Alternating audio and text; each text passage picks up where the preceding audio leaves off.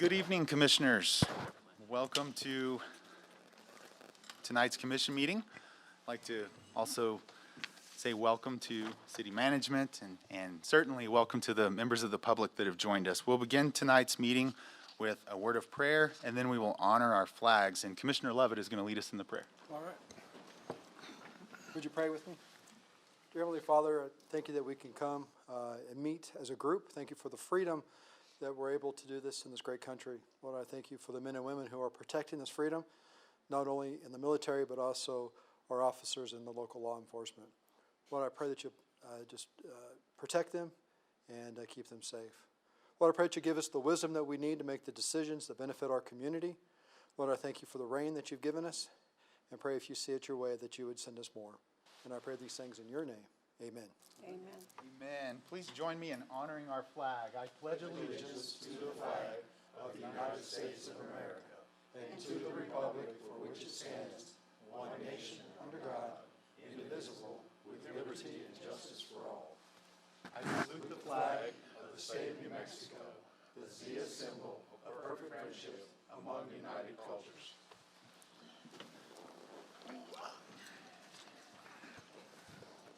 Our meeting is called to order. If we could have a roll call, please, Ms. Reyes. Commissioner Levitt, Here. Commissioner Madrid, Here. Commissioner Casals, Here. Commissioner Elliott, Here. Mayor Pro Tem Bryant, Here. Commissioner Garza, Here. Commissioner Rowley, Here. Commissioner Paula, Here. and Mayor Morris. Here. Thank you, Ms. Reyes. Next is approval of the agenda.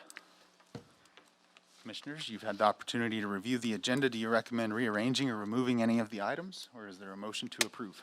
I move for approval. Second. Motion to approve from Commissioner Madrid, second from Commissioner Garza. Commissioners, please vote.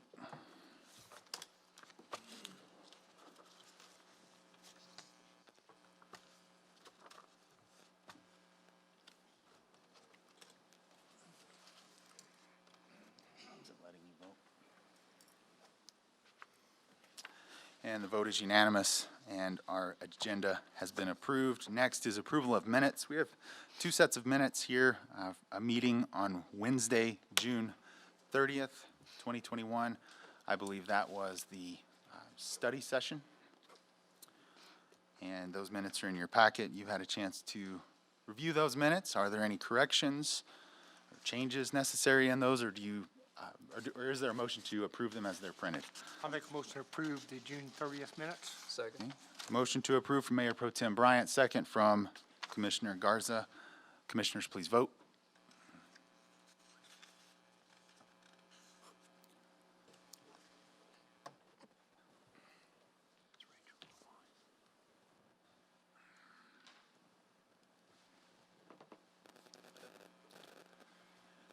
By a vote of 7 in favor and 1 abstention, the motion is carried. Next, we have the minutes from the Thursday, July 1st, 2021 City Commission meeting. Also, those minutes are in your packet. If you've had a chance to review those, would you recommend any changes, or is there a motion to approve them as they are printed? Make a motion we approve. Second. Motion to approve from Commissioner Levitt and second from Commissioner Garza. Commissioners, please vote.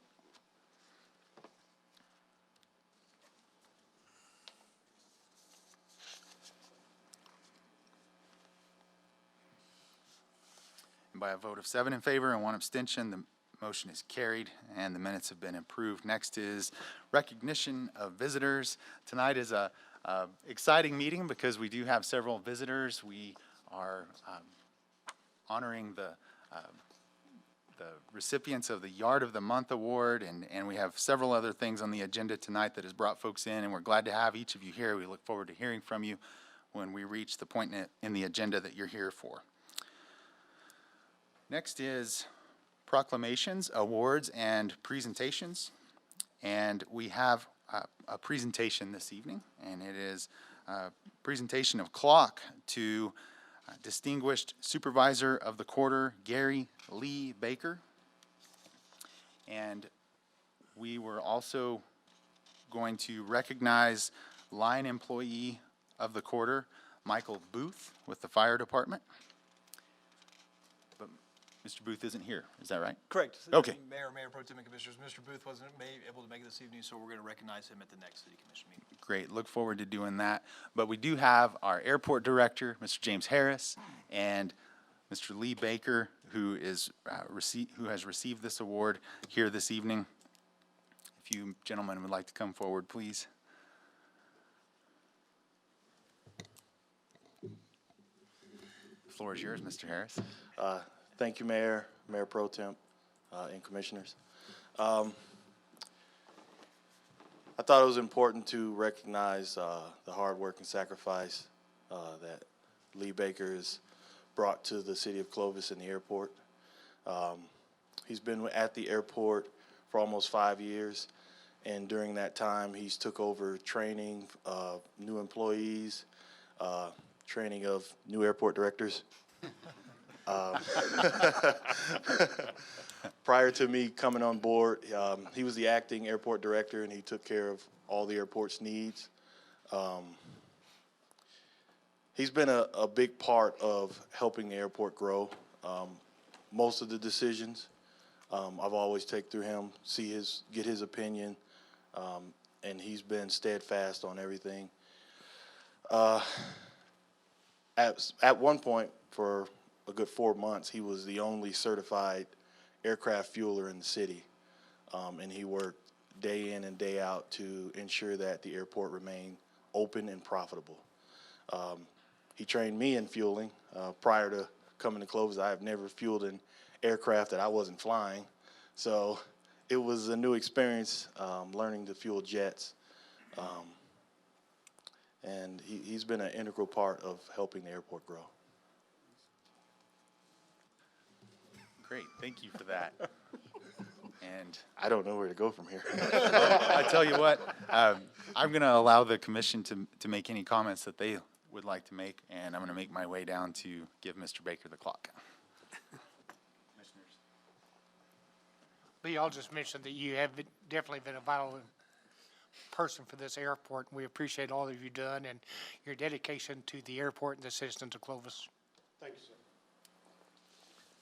I just want to say thank you for what you do. Mr. Baker. Thank you, I appreciate it. Congratulations on the recognition. It's well deserved.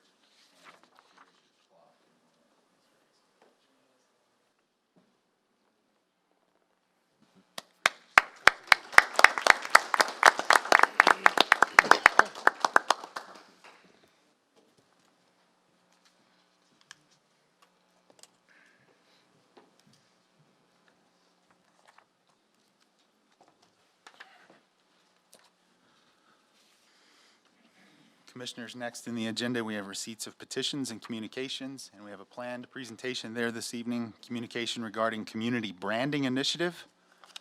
Ernie Koss and Rachel Forrester.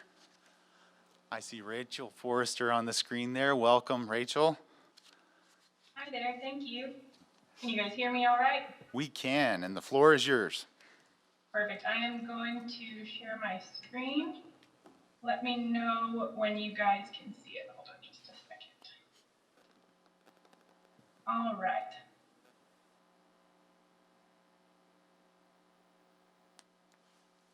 Can you guys see that?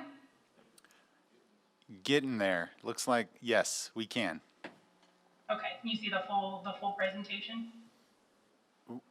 It looks like maybe your first slide, it has the new The brand, logo, and it okay. says Community Brand Update. Perfect. That's what I'm going to be doing. I'm going to be giving you guys a update on the new Clovis community brand that we launched last week. So just as a reminder, and because it's exciting to see, displayed here is the new Clovis community brand logo and tagline. The tagline there is heartfelt connections and endless horizons. Let me see if So the brand promise, that's kind of the mindset behind that new community brand, is it's all about welcoming all into the Clovis family and creating connections that inspire growth with endless opportunities. The goal is to get the entire community working together to deliver on that brand promise. So we're now beginning to integrate that new Clovis community brand into the community. We are first working to integrate it inside of Clovis, to ensure that everyone understands the mindset before we start working our way out of the community. So we held our Clovis Community Brand launch party last week on July 7th. We had 75 attendees, along with the press, and from the enthusiasm shared in the room, the new brand was well received. And we're really excited to be moving forward. So to ensure that the community uses the brand properly, a brand style guide has been created. It's available now at a website allinclovis.com. We've created that URL and website using All in Clovis. It has a double meaning. Everything you need to have a great quality of life is all in Clovis, and then also given the community working together to deliver on the brand promise, community members are all in. So we've created that website and also official hashtags, hashtag all in Clovis, hashtag heartfelt connections, and hashtag endless horizons. We'll be encouraging all community members to use these hashtags when sharing positive stories about Clovis. In order to create awareness for the new brand and to highlight the brand mindset that all are welcomed into our community and to the Clovis family, we created the Hello, My Name Is campaign. The goal is to get all community members to wear the personalized button so that everyone can get to know each other and welcome each other by their first name. We have ordered enough supplies to create around 5,000 buttons to start, and we have already printed and delivered or had people pick up hundreds of buttons. So as far as we know, we are the first community in the U.S., the first campaign in the U.S. to have an entire community strive to learn everyone's first name. Earned media is also already being generated to the campaign and the new community brand. KRQE, the CBS affiliate in Albuquerque, broadcast the story statewide last week right after the launch party. And to integrate the new brand into the community and ensure we deliver on that brand promise, the Clovis Action Team has been formed. It's made up of business leaders and community members who embrace the brand mindset and work together on various brand initiatives that create those heartfelt connections and ensure endless horizons. And we're always looking for new members. So if any of you are interested in joining us, please just let us know. We are already working on how to generate more excitement for the Hello, My Name Is campaign and how to introduce brand merchandise throughout the town. We have also created another brand event that we'll be announcing hopefully next week called the Clovis Summer Challenge, and that'll get families out there in the community to many destinations to experience everything Clovis has to offer. So we've also created some documents to assist businesses and organizations to integrate the brand into their operations and promotions. Once a Day Marketing has been helping us meet with those businesses who are interested. They'll be working one-on-one with those champions to find creative ways in order to incorporate the brand mindset and utilize those brand elements. So if anyone would like to meet with them, just let us know and we can get that set up. During the launch party last week, we also officially announced the Visit Clovis website at visitclovisnm.org. It's now up and running, and it'll serve as a visually appealing platform that visitors can use when considering Clovis in their travels. So thank you very much to the City of Clovis and Lodgers Tax and the New Mexico Tourism Department for making that possible. Does anyone have any questions? Yeah, thanks, Ms. Forrester. We'll pause for a moment and see if there are questions. Commissioners? Ms. Forrester, can you explain how the new logo was developed? Sure. So we worked so we had the Clovis Action Team, the initial group that was spearheading the endeavor, work with Leighton Moon. We had submitted a request for proposals. I can't remember what month it was, but it was earlier this year. And we ended up hiring Leighton Moon, who's a design company out of Alamogordo, to create the logo. And so we basically went back and forth with them, and they worked a lot with Jim and Marianne to look at the research that had been done over the last couple of years, surveys that showed Clovis's strong points and some of the points that people felt could be improved, and really worked to create that slogan and then a logo that incorporated the feel. Leighton Moon actually came down to Clovis and spent the day taking photos and meeting people and trying to get inspiration. So the little symbol that you see above Clovis is inspired by a variety of different things. It's the railroad, you know, the front of the train with the light on the front. It's the horizon. You know, we have obviously our beautiful flatter horizon, so it kind of incorporates that with the sun coming over the horizon. There was also a lot of architecture along Main Street that had some of those elements, those design elements that felt kind of with the little curly Q things that are at the top. So we actually have a picture or a document with some of the pictures they took that helped them come up with this design. Okay, thank you. Thanks for that, Mayor Pro Tem. Are there other questions for Ms. Forrester? Looks like we're doing good, Ms. Forrester. Please go right ahead. Thank you very much. That was the end of my report. I don't know if Oh. Chase has anything left. Well, I guess I was ready for more. Thank you for that report. It's always a pleasure hearing from you, Ms. Forrester. We appreciate it very much. You mentioned that Chase may have something he wanted to add, and he's indicating that he's fine. So thank you very much for that report and for all you do. Thank Brett.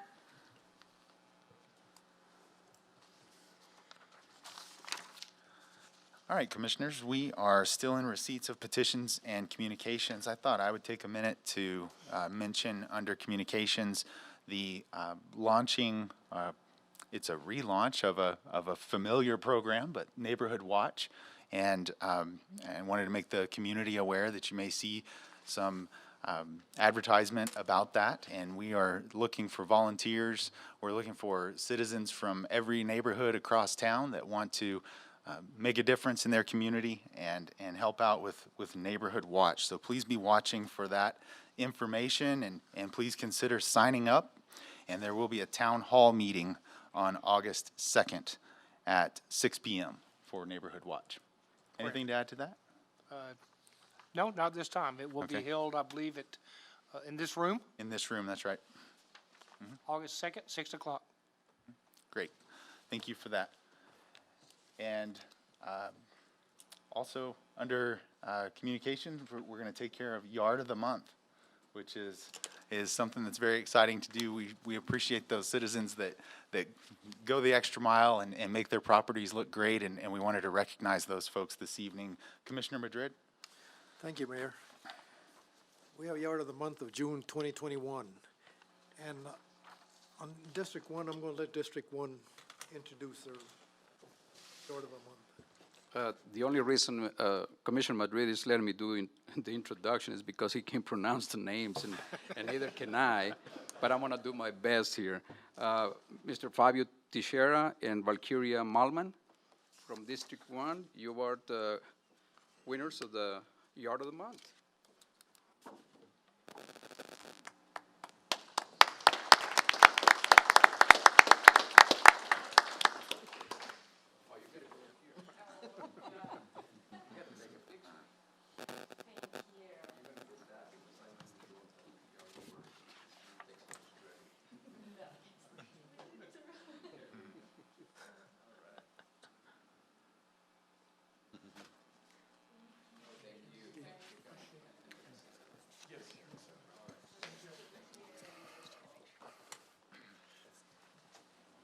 All right, I'll see if I can pronounce mine.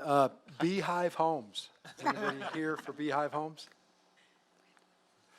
All right, and then I do see a relative, but I don't see them here, but Matthew and Jennifer Lansford.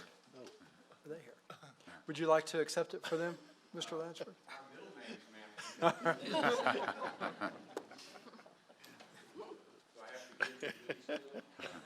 That's totally up to you. I think they were shocked and proud. Thank you. Awesome. Thank you so much. District 2. District 2? Okay. Commissioner Elliott. Okay, I have Stephanie Marshall, 120 Lockwood. Is Ms. Marshall here this evening? Doesn't look like it. Okay. Nice looking Get Nice that looking to her. property. Yeah. I have Val Holguin. All right. And she is here. Oh, great.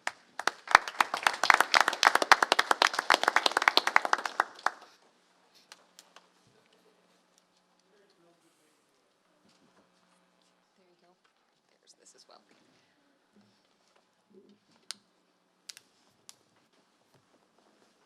Congratulations. Okay. Next, we have District 3. And Helen?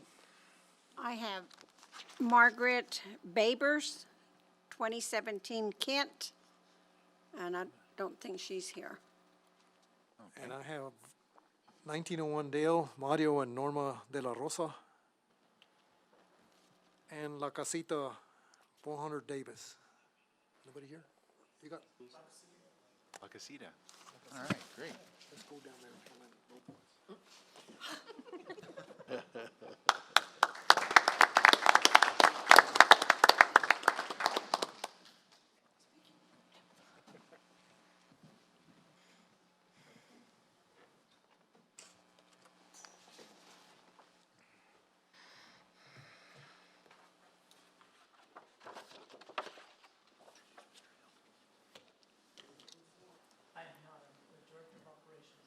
Director of Operations, Mr. Who?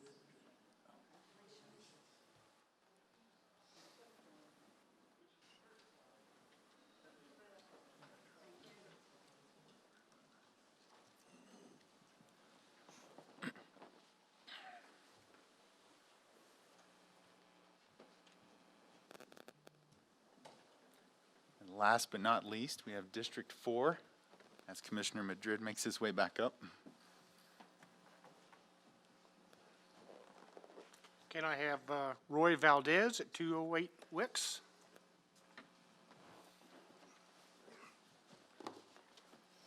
Congratulations.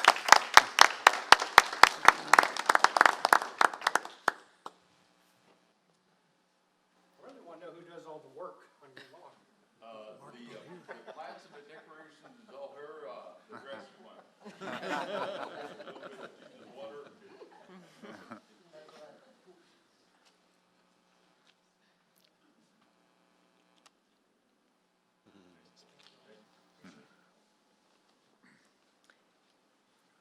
And last but not least, I walk or run by this house every single day, and I never knew who lived here, but now I do. I chose Mark Dayhoff, but I don't think he's here. I don't see Mr. Dayhoff here, but Congratulations. yeah, He's also our former Parks Director. right, right. Outstanding. Is that the extent of the Yard of the Month presentations? Oh, I believe we also have our commercial Oh, side, that's right. which is Bank of Clovis at 300. They put 300 North Main. It should be the one on Prince Street. Is that right? They both look really nice. They do. They both look like really, We'll make- really we'll nice make- We'll property. make sure they get their award. Yeah. Well, outstanding. Thank you, everybody, for your outstanding yards of the month. Thank Yeah. you. Congratulations again to those of you that made it out to be recognized, and we'll get the certificates to those that couldn't be here, and we appreciate you going the extra mile to have such a nice looking property. Anything else under communications this evening? Is there anyone from the public that wishes to bring anything before the commission this evening?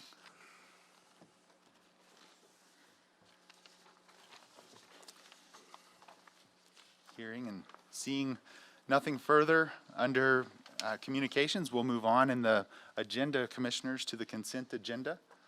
As you know, this item is placed on the agenda so that the commission, by unanimous consent, can designate those routine agenda items that they wish to approve or acknowledge by one motion. If any proposal does not meet with the approval of the commission members, or if a citizen so requests, that item will be heard when reached under the regular agenda.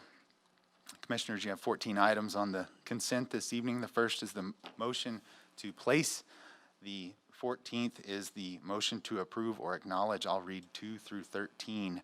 Item 2, request for approval of adoption of resolution number 3075-2021, authorizing the execution and delivery of a local government planning grant by and between the New Mexico Finance Authority, the Finance Authority, and the City of Clovis, Curry County, New Mexico, the grantee, in the amount of $50,000, evidencing an obligation of the grantee to utilize the grant and the local match amount, if applicable, solely for the purpose of financing the costs of the Metropolitan Redevelopment Act plan, and solely in the manner described in the grant agreement, certifying that the grant amount, together with local match if applicable, and other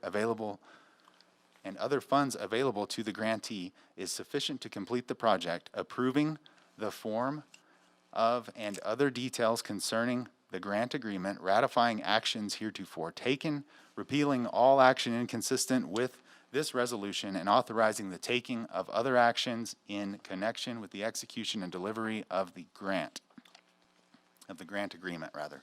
Item 3, request for approval of Resolution 3076-2021 DFA budget changes. Item 4, request for approval of adoption of Resolution number 3078-2021 approving and accepting Municipal Arterial Program Cooperative Agreement Control Number L200549 with the New Mexico Department of Transportation.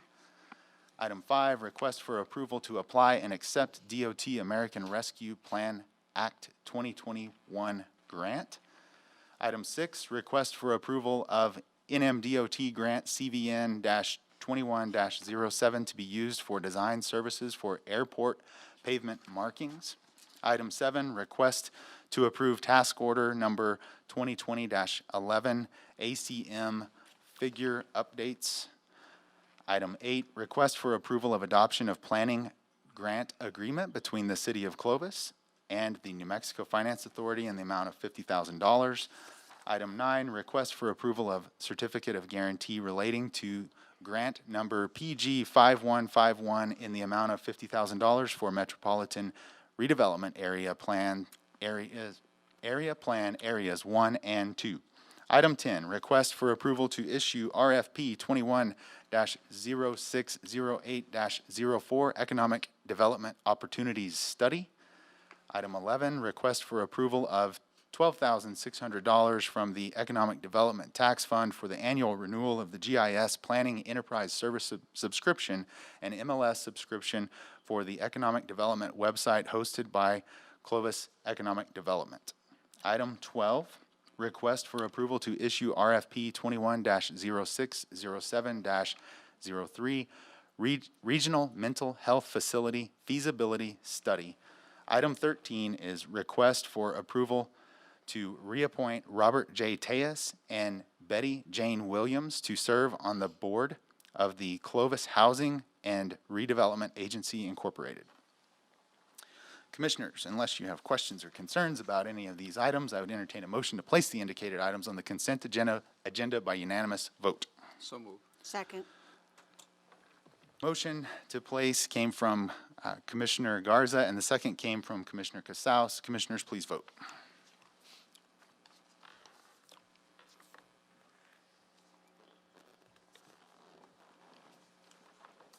And the vote is unanimous. The motion is carried, and these items are placed on the consent agenda. I would now entertain a motion to approve or acknowledge all items on the consent agenda. So moved. Motion from Commissioner Garza, Second. second from Commissioner Lovett. Commissioners, please vote.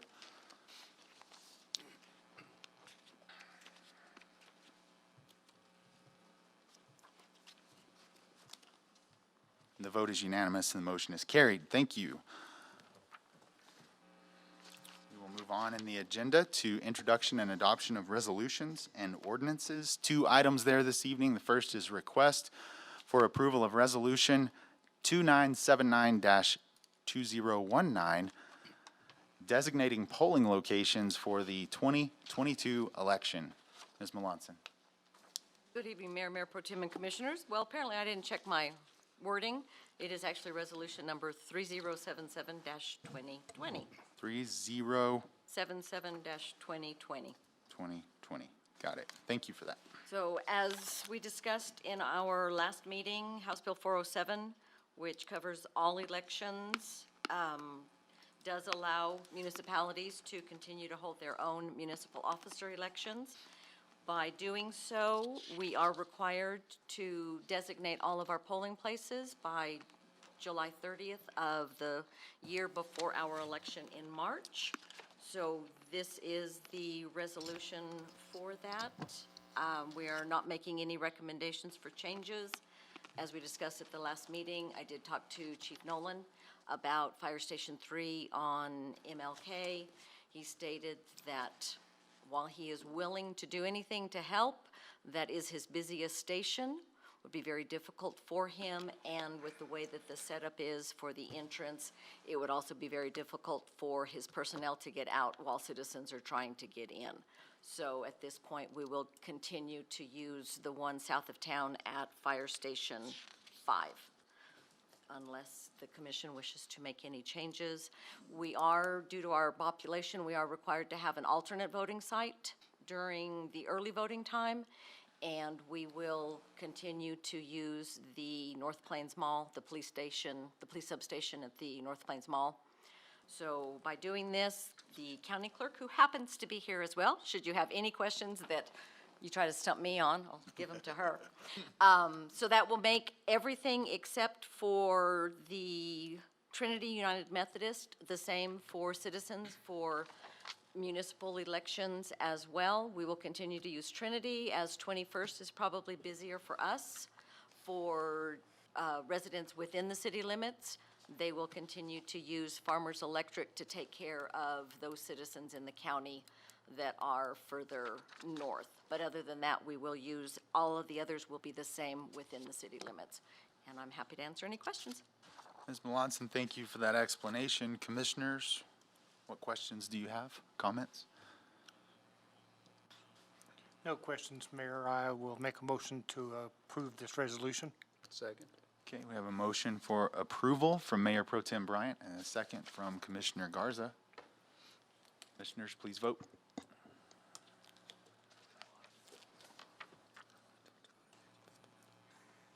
And the vote is unanimous and the motion is carried.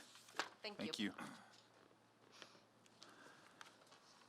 Second item under this section of the agenda this evening is request for approval of introduction of an ordinance relating to the Unified Development Ordinance, amending section 17.30.010, section 17.30.020.A, and creating a new section 17.30.20.J.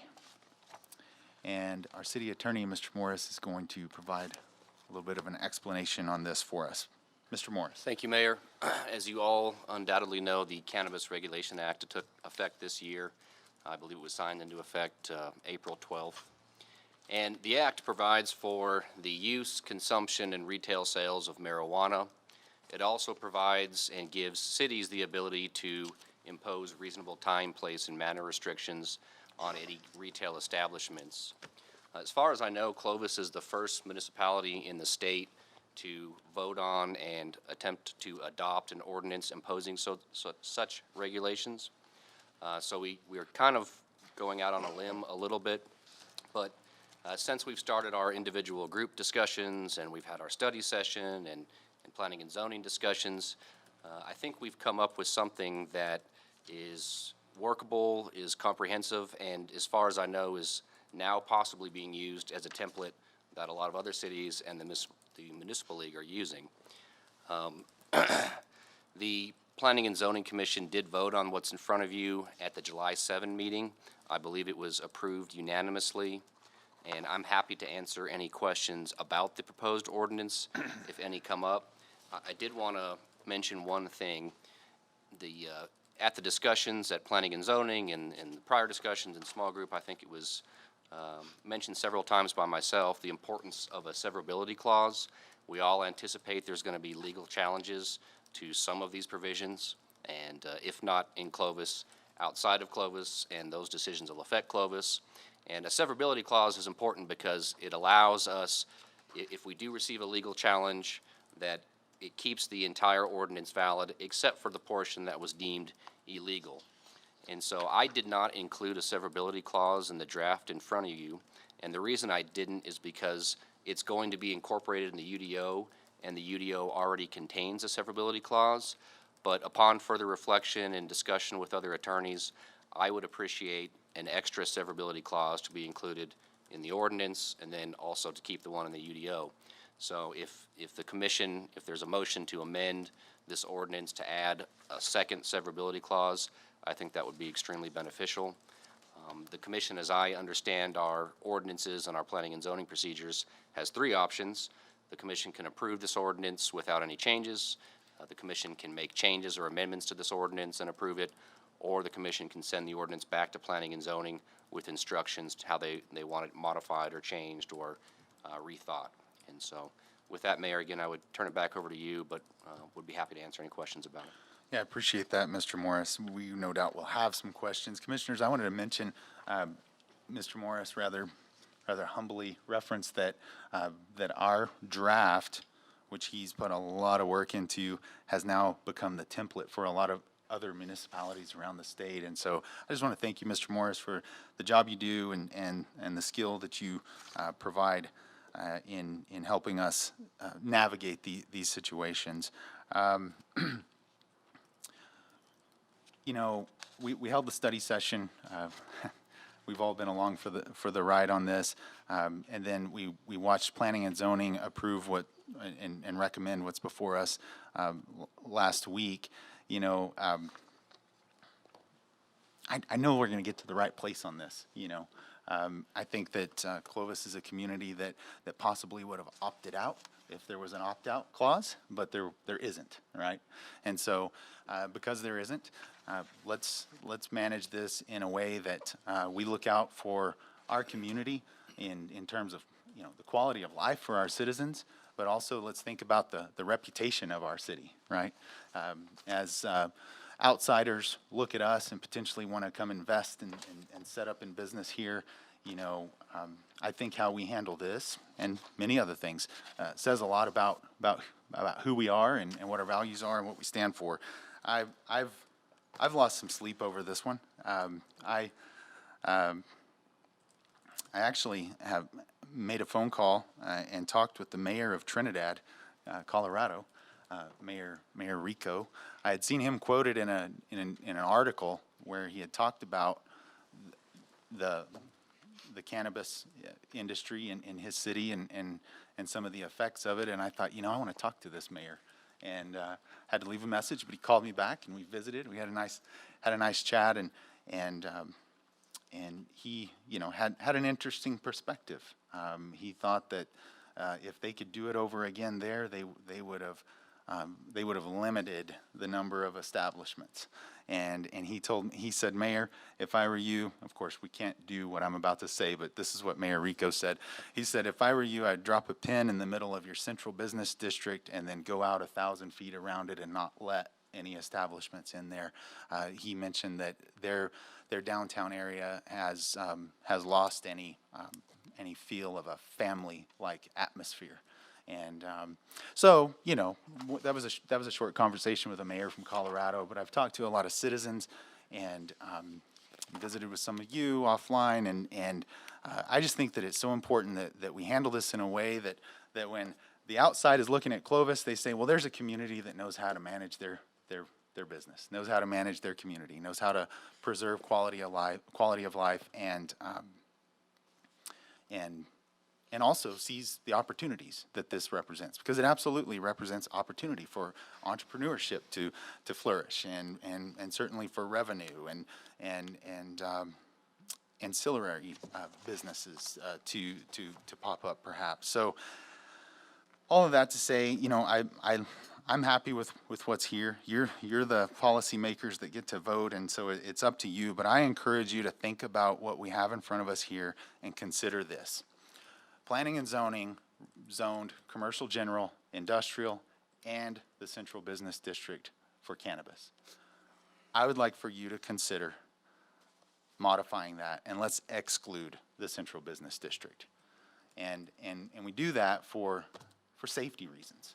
We have a lot going on in our downtown. We can see the direction we're headed.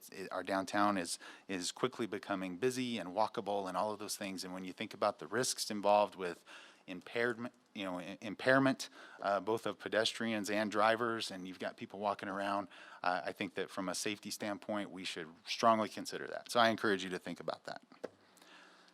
And I will step off of the soapbox for a moment and give you the opportunity to share what you might be thinking about this. Mayor. Yes. and I think that's a good idea about the central district. Mr. Morris, is there going to be a chance that they could be a variance to where if somebody wants one of the dispensaries at a different place, then it's legal to do it? Is that going to be possible like it is with the alcohol license and things? Thank you, Mayor Pro Tem and Commissioners. Commissioner Elliott, no, there's no variance procedure. Now, it still is possible that in the future, somebody could go back to planning and zoning and say, I don't like what you've adopted, you know, I want you to revisit it and amend the UDO and change this or change that. But there's no variance procedure the way there is for alcohol where it comes in front of the commission. No, sir. But do we need to put anything in there that would dip that in the bud if there was, or is it? Good question. No, we do not. Me too. And, you know, my explanation was brief because we've spoken so much about it over the last month or two, but there's a second part to the act that provides for permitted smoking areas. And if we don't act on that, if we don't affirmatively adopt an ordinance that allows for that, then those will be prohibited as well. And so we haven't taken any action on that yet. And another portion that we haven't quite acted on yet is the licensing provisions. I think it's the intent to require these establishments to get a license and impose some sort of licensing fee, and we plan to do that before they set up shop sometime after September.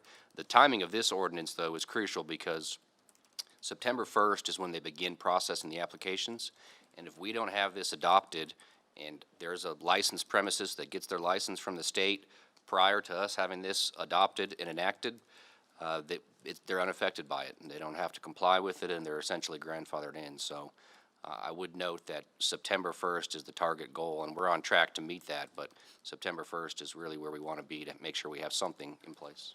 Okay, thank you. Commissioner Elliott, thanks for bringing up the site distance and specifically mentioning churches.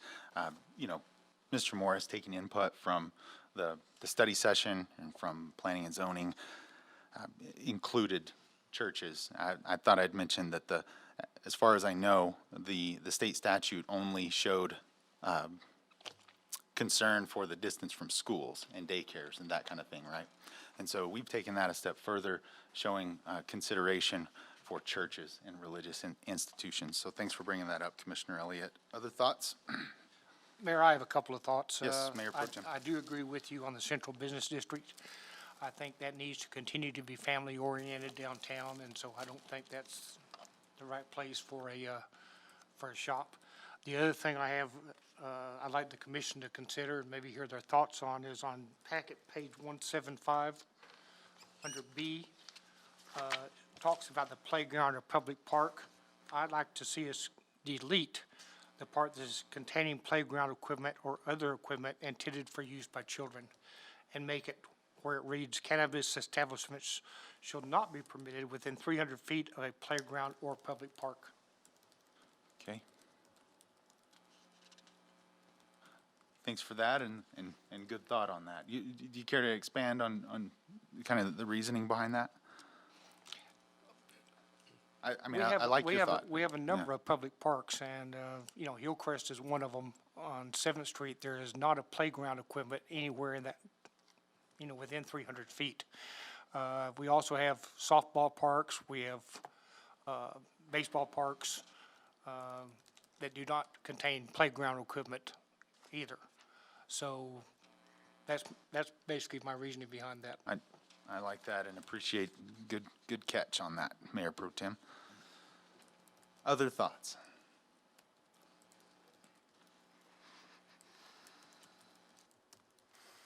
Okay.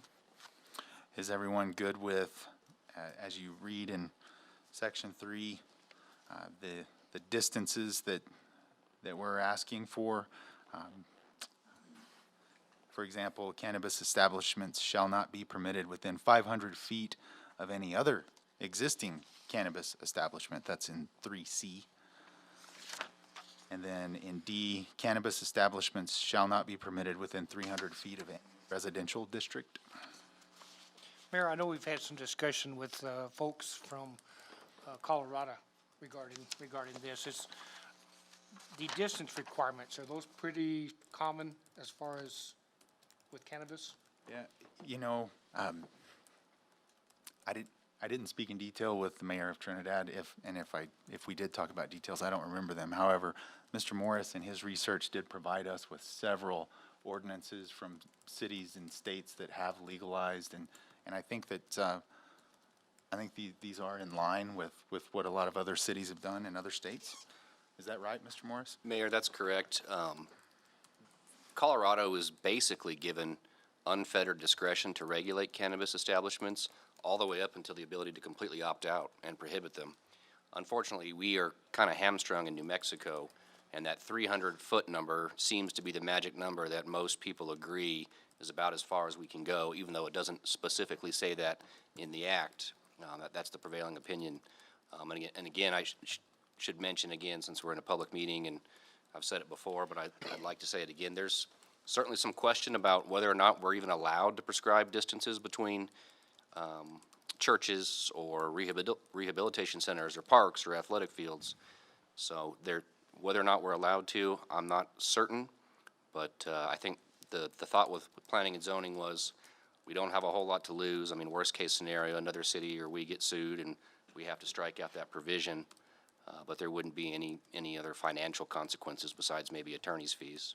So, and again, there's arguments on both sides, but and I did want to add why I had the floor, Mayor. I was kind of unclear, Mayor Pro Tem, were you wanting to add all parks and athletic fields? Because I think that may be two separate definitions. We certainly can do that, but I just wanted. I would like to see that Yes, sir. myself, Okay. yes. Mayor, Yes, Commissioner Madrid. on this distance, I agree with the 300-foot from all these places. But can you really hold people 500 feet from any other establishment? So that's just 500 feet from cannabis establishments, from each Right, other. Right, yeah, I understand that. But will the law uphold that 500 feet from establishment? Yes, Commissioner, I think the act, the one place where it says that we're allowed to regulate is the word they use is density. So, and they didn't give us a limit. I think 500 feet is extremely reasonable. I think if, we were to have a 2-mile restriction between establishments, then we would probably get a challenge saying it's not quote-unquote reasonable. But being that they've already declared 300 foot to be reasonable between schools and establishments, I don't think it's a stretch to require 500 feet. Okay, thank you. Mayor, Yes, Commissioner Casals. would that be 500 feet from property line or from point of sale? So, Commissioner, that's a great question that's come up a couple of times. Again, the prevailing opinion is we'll follow the alcohol rules and regulations, and those are property line to property line. It used to be point of sale to property line or something different, but now it's property line to property line. So I'm certain RLD will probably follow the same requirements that they have for alcohol. But again, that's another question that hasn't been answered, Right. and they're working on it. Mayor, Yes, Commissioner Paula. are we allowed to, we're not allowed to regulate the number of establishments in the town, correct? Correct. We can't prescribe a number, but we can regulate the number essentially by prescribing distances and regulating density. Because I would almost rather get rid of the 500 feet and squish them all together and just say we can only have a certain number, but that's not allowed.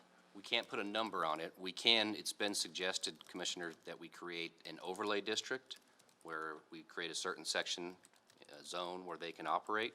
That is possible. That can be done. Thanks for bringing that up, Commissioner Paula.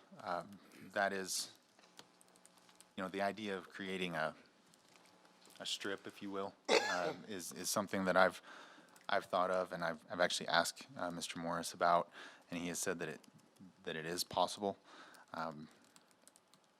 However, we would be sending this back to P&Z, and I'm not saying that because of doing that is a reason to not consider it, but also if we create an overlay district, I could be wrong, and let's just have discussion about it. But if we say, for example, I've looked at East Mabry, from about Sycamore going east, and said, why not just create this as the space that they can operate in, and not give them a density limitation, just that, you know, they can operate next door to one another in that area. And, you know, but that's creating an overlay district. So then, you know, why wouldn't someone petition us to do an overlay district somewhere else at some point in town, you know? And so, I don't know, I think if we could, I mean, let's continue that discussion. And Commissioner Casals, you had a Well, comment? I disagree with pinning them all together, No, oh, okay. unless you're going to put them in District 1. I mean, I don't think we should Maybe Drive is District 1. yeah. Yeah, I think and I wasn't thinking about any specific districts, but where I've mentioned would be District 1. Right. Yeah. So, I mean, I'm all for that, but I think we should share the wealth among the community, Okay, that's and that's my opinion. good. Great point. Great point. Other thoughts? One more question. Yes, Commissioner Paula. The 300 feet, Mayor Pro Tem, when you talk about that, would that include like Goodwin Trails, which is in the very center of Prince Street? And that would knock out a whole lot of Prince Street, correct? Correct. That's considered a public park, so that would be included. Okay.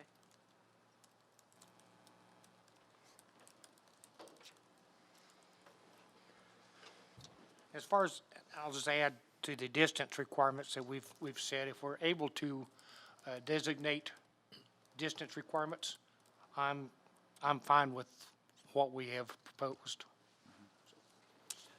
I am too. Again, I would like to ask you to consider, Commissioners, the exclusion of the Central Business District. I'm going to continue to persist on that. Commissioner Lovett, you had a comment or a question? Well, it sounded like we were having a lull in the conversation, and I was going to make a motion to approve as presented with the amendments that we've talked about of excluding the Central Business District, making the change that Mayor Pro Tem has asked on the playground and parks and athletic fields. And I'm not sure, was there any other amendments? The severability. And then adding the severability paragraph to this. We've got to start somewhere, and as our other ordinances, we can always come back and amend ordinances as needed, but if we don't get something in place, then we know that we're going to have a lot of businesses that are going to be grandfathered in. So with that, I would make a motion to approve. Second. Thank you. We have a motion to approve from Commissioner Lovett and a second from Commissioner Casals. Commissioners, please vote.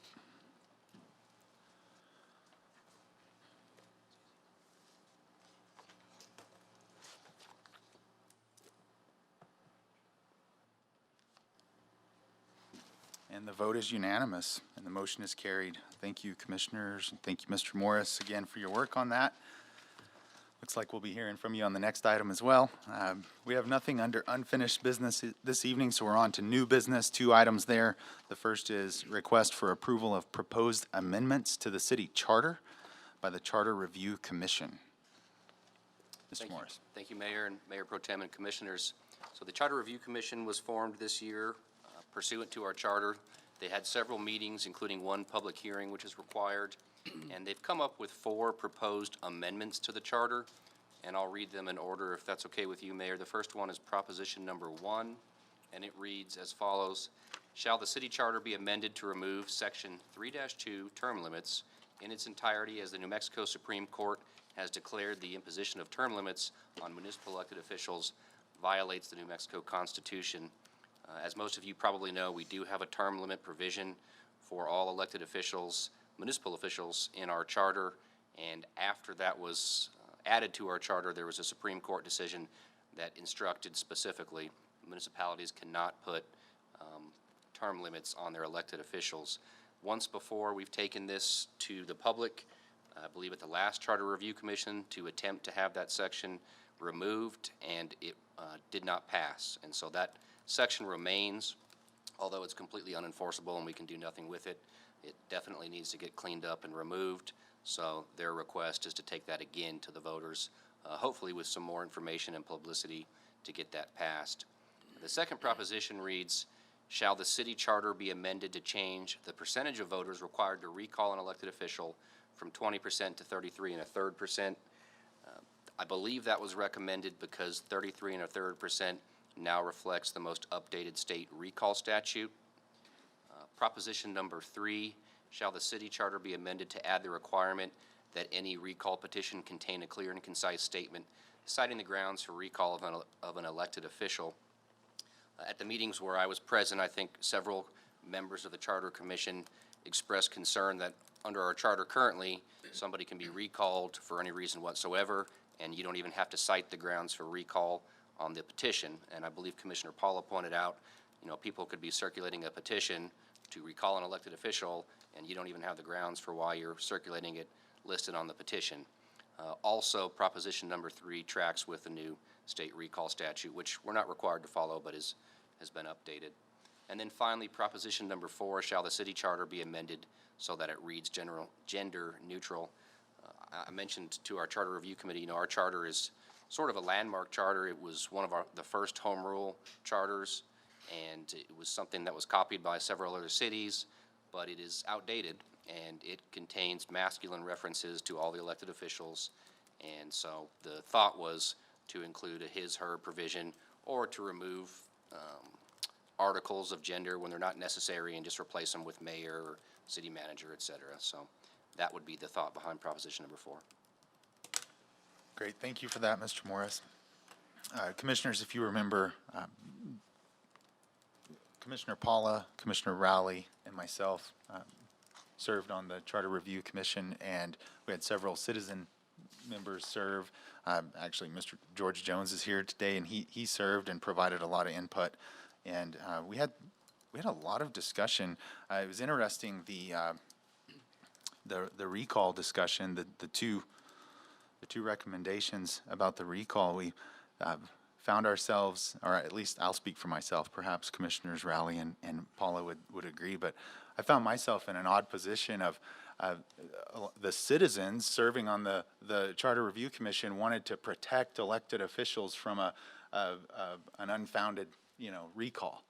And we found ourselves in a position of saying, no, we don't want to make it more difficult for a recall to take place. And these citizens are saying, well, we're trying to protect you elected folks. And so it was an interesting dynamic there.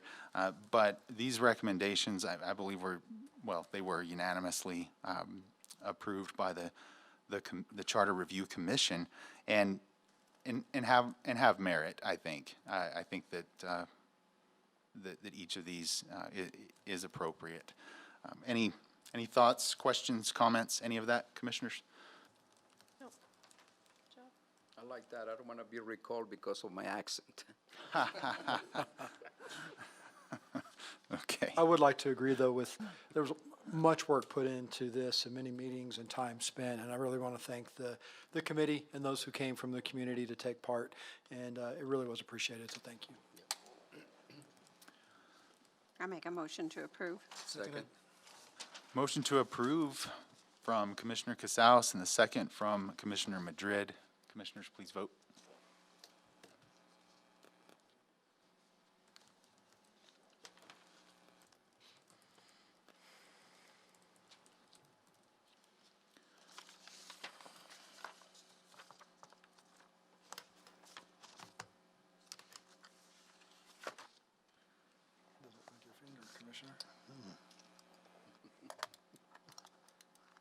I vote yes, but my,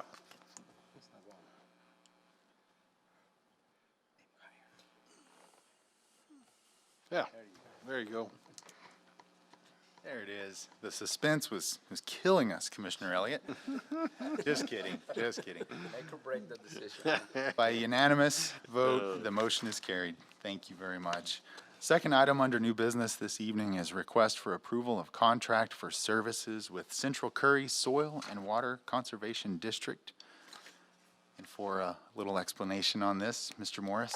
Thank you again, Mayor. So, as you all know, the city has been asked by the Central Curry Soil and Water Conservation District to procure their services for the purpose of applying for and hopefully receiving REPI and RCPP grant funding from the federal government. That funding will be used to secure water rights and conservation easements in land situated above the Ogallala Aquifer, I believe mainly in the Paleo Channel at this time. I was asked to draft a contract following our study session for the city's consideration. I used the county's contract as a template and changed a few things that I would point out for you. Number one, I changed the term from 3 years to 1 year renewable terms. I added an IPRA clause for the Inspection of Public Records Act, a severability clause, an indemnification clause, and a legal jurisdiction clause that is common to all of our other contracts for services. And then I also added some additional compliance terms for the Central Curry Soil and Water Conservation District, including some terms about them following all procurement codes or any other applicable laws. So before you tonight is what I've drafted, and I would be happy to stand for any questions. Yeah, appreciate that very much. Before I get on to something else and forget it, Mr. Morris, we had talked about the section, I believe it's section 3, where we talked about opening this up a tad to allow, if approved, allow Central Curry to use these funds for professional services such as accounting services and things like that. Is that in here? It is not, Okay. Mayor. Section 3 Right. still reads the way that Okay. as far as I know, the most recent contract with the county reads. Okay. And so that entire section, I did not come up with that. There's no reasoning that I have behind drafting it that way, other than that's exactly how the contract with the county was drafted. Okay. So we certainly can amend that, if we decide to amend that and approve it, an amendment that would open that up and allow more flexibility with the funding that we provide. Yeah, appreciate that. Thank you. Commissioners, you remember you appointed me to represent you on, at the time of that appointment and that decision to send me to represent you there, what was being talked about as a working committee that would explore the possibility or the necessity to set up a new organization, a new land trust. And I've done the best I could to report to you as to the progress there.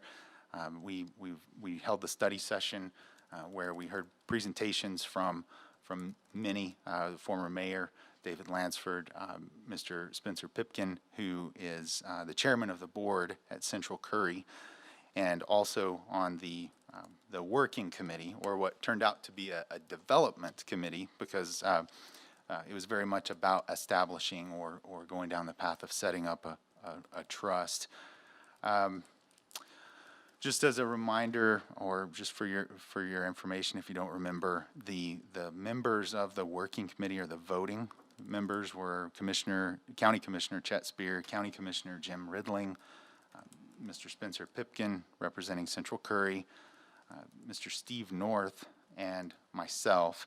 So there were the 5 of us who were voters. We also had folks that served in an advisory capacity during all of these meetings: Mr. David Lansford, Blake Prather, Ronnie Montague, Ricky Lockmiller, Danny Fish. These are folks that maybe you're all familiar with. Many of them I had not met until this work. Also present in our meetings and contributing was Attorney Peter Nichols, Jeff Davis, civil engineer from Cannon Air Force Base, who has shepherded the REPI application.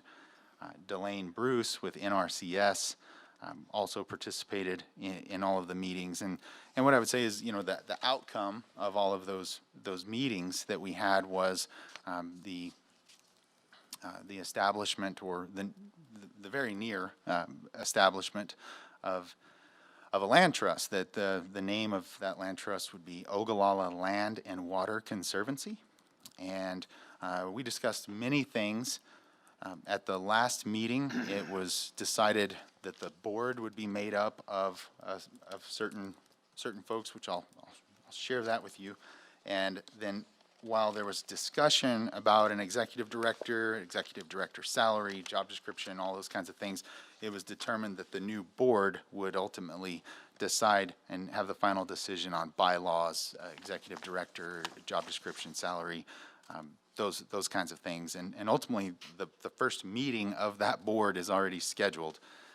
Let me just share with you, the working committee did vote on the makeup of the Land Trust Board. It would include a member or a seat for the county, a seat for the city, and 2 seats for Central Curry Soil and Water Conservation District, and it's already been determined that Mr. Pipkin would have one of those seats, and then another representative from Central Curry, a familiar name, the former Senator Clint Hardin, has already been identified as who would hold the second seat from Central Curry. The fifth position is Mr. David Lansford, an at-large position on the Land Trust Board. The sixth is a gentleman named Ronnie Montague, who is a landowner and would represent the landowner perspective. However, his land is not in the targeted area. And then the seventh board seat is, or the seventh board member has been selected and is Mark Carpenter, local businessman. So we thought that downtown business owner perspective would be good on this land trust. So that, I just kind of wanted to, kind of get all of that out so that you're aware of kind of what we're considering here, what we're looking at. They're asking for $150,000 for administrative costs. The work of this organization would really be carrying out or executing on for the most part, two pretty large grants that would be used to secure conservation easements, and it's been confusing about if it would also be used for outright purchasing water rights or just encumbering water rights, and that's where we get into some of the things that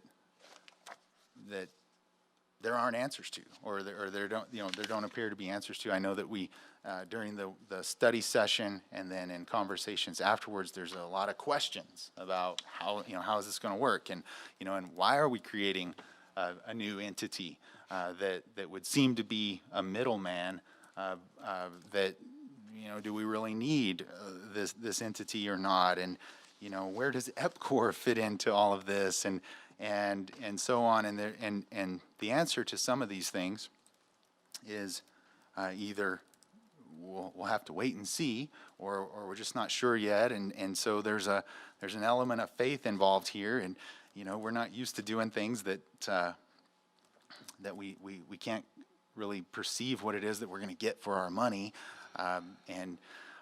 but maybe water is such an important issue that these things don't concern you. But I know that a lot of you have had a lot of questions, and there's you've had the opportunity to digest since the study session took place. I wonder, what are your thoughts and how are you feeling on this? Commissioner Madrid. I was going to say, Mr. Pipkin brought up something. He said that he was going to talk to a land trust in Texas, and he said he hadn't talked to him at that time. So would you mind telling us what you found out?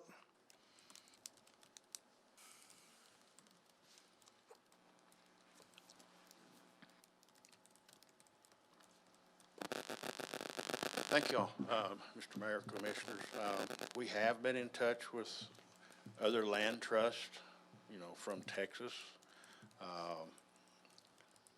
They're kind of running into a situation where they have lost some help in that land trust, so they're kind of short-handed.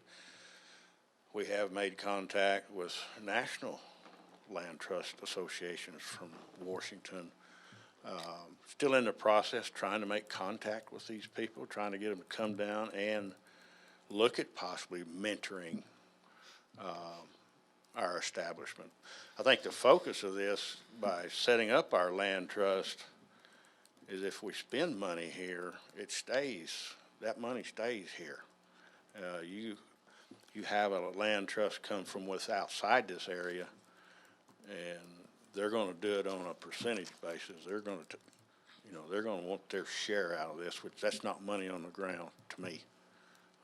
That's our focus on trying to get our land trust, because then we have control of what money is being spent and paid out. So as soon as we can get responses from these land trusts, we'll have meetings set up just as quick as we can.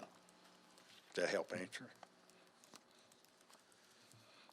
Well, I still have a lot of questions that I'd like answered, because nothing's, like, are you going to buy the water? Or are you going to incumbent the water? You're gonna encumber the water first. You're gonna stop the water consumption first. And then you have to negotiate the water rights out after you stop that consumption. That's the way it's set up. Okay, you're gonna go in there with conservation easements, Right. and then you're gonna buy the water rights later, or if they sell it? The water rights could be negotiated at the time of the encumbrance too. It can be done that way. But they have to be handled separately. You know, the encumbrance it's strange to me. I'm not familiar with them. I'm not. But the kind of way the REPI and RCPP is set up is you encumber those rights, that water first. You stop that pumping. And we're capable of doing that through the REPI side.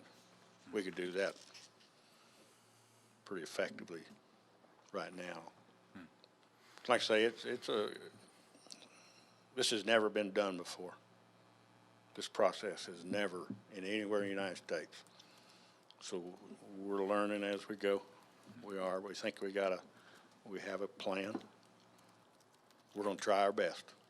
Mayor? Commissioner Paula, Well, I just wanted clarification. So the REPI dollars and the RCCP grant money can only be used to encumber water rights, not purchase water rights, correct? Right. Okay. Right. actually, I think, That's right. actually, I think that if you read the REPI statute language, it says that it could be used for the outright purchase of water rights. REPI. The REPI, yes, sir. RCPP can't. Okay. That's right. That's right. So one can purchase or encumber, and the only one can only encumber. Right. Okay. Does that end, I mean, for Yes, now? thank Thank you, Commissioner Paula. Commissioner Levitt. And first off, Mr. Pipkin, I know you're put in a terrible position, kind of being the middleman at this point, and I know that your staff is shorthanded as well, just Right. like many of us. So I do want to make that point. I appreciate you being here and trying to answer these questions.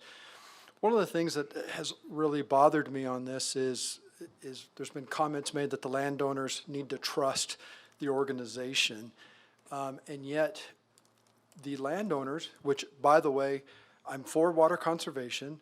I'm for the landowners negotiating the best possible price for their land and the best possible price for the water. That's what's great about our country, and so I am for that. So with that being said, they've talked about not trusting maybe the state land office and different things, and that they need some local control. But if all of these monies that are being paid out is based on an appraisal from a third party, I don't understand where the trust comes in. They will be paid based on the appraised value of the encumbrance of their water, is my understanding, and then they'll be paid eventually with the value of their water that they're providing. And so there's some concern over this middleman, as we're using this name, this brand, of the value that they're actually providing to the landowners, and what they might be reaping from these dollars that are being spent. There is still that concern of the overall cost to our water. The more layers we put into this, Right. the more overall cost we will have for our water to the citizens of Clovis. And that's where I'm struggling with right now, Mr. Pipkin. I think the focus of the trust, they hold these encumbrances from now on. They have possession of them. They have to watch them, monitor them. And you can't just put an encumbrance on and not have somebody hold it in trust. That's the purpose of a trust. Sure. That's the rule. And there's other entities, it's my understanding, there's other entities that have that ability that are already formed. And that's where I'm struggling with forming a new entity, or they have every right of forming the entity. I'm struggling as being a good steward of the taxpayer dollars of Clovis to provide funding Right. for the the creation of this new entity. Because we're really not approving just 150, although I appreciate our attorney putting in that it's just a 1 year and then we can approve other years. It's hard to get out of these contracts at times. Yeah. So I think we're really looking at $500,000 to possibly approve over time tonight. And that's significant money. You know, our biggest challenge is finding a land trust that has ever dealt with securing underground water. There's very few. You know, the one in New Mexico, they're dealing with surface water. It's a whole different idea dealing with underground. Those people, they had no idea of how to deal with underground water. And that's a big issue. Hopefully these people taught. Hopefully they got some ideas. They've dealt with underground water. They've dealt with issues in Amarillo. And that's underground water. And that's the reason we chose to at least look at those people. Sure. You know, so Yeah. like I say, this has never been done, and hopefully we can get it. Because here you have no other choice for water. You have no surface water. And Mr. Pipkin, and I agree with what you're saying. They may not have the history of it, but they have a history of at least having the idea of a land trust. And just like if the local community forms its own land trust, you're starting from the ground up as well. Right. Or the ground down, as it were, because of the subsurface water. There's just something appeals to me of saying, you know, let's work with a group that already has some of these things in place, and then they could hire staff to help with understanding how to handle the leases that we're looking at here in Curry County. That's still a viable. Having another land trust come in here, they got to do it anyway for the first 10 contracts. But this is money's used to get those encumbrances in place. That's the overhead for that. So, like I say, this is a new deal. And I'll say from my perspective, I would be a lot more open to looking at that, of the monies being spent to an entity that's already been created than to what I feel like is trying to be created here locally. Just throw that out there. Right. Yeah. Appreciate your comments, Commissioner Lovett, and Mr. Pipkin. I'd like to echo his comments about, you know, you being in a tough spot. You're obviously, you've stepped into an awful lot, and I've had conversations with you, and I know how hard you're working on this and how you're putting your heart into it, and so we certainly don't mean to seem like we're grilling you here, but we're working out, or these commissioners are working out some of their thoughts and feelings on this. You know, Commissioner Lovett, you talked about another entity, another trust already set up that could do that. You know, I think I mentioned this at the study session, but we did have a meeting with the New Mexico Land Conservancy.